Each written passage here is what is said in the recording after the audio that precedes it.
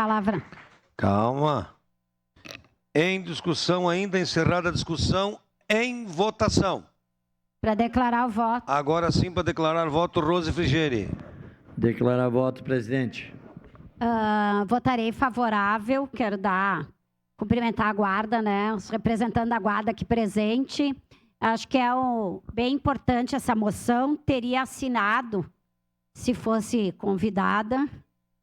Mas, com certeza, o papel que a guarda, assim como todos os servidores municipais, exercem na nossa cidade é fundamental.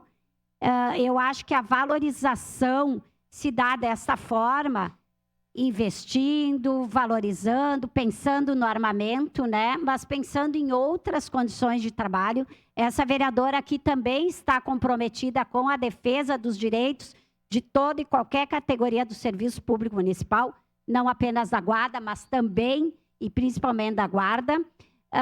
Acho importante tudo isso que está sendo discutido aqui.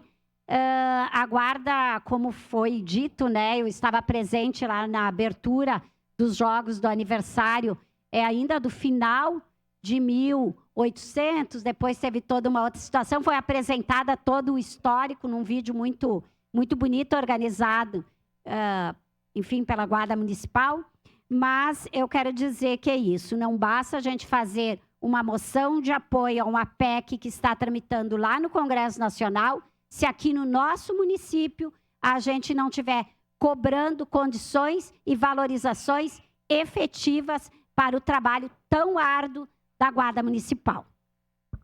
Muito obrigada. Declarar voto, senhor presidente.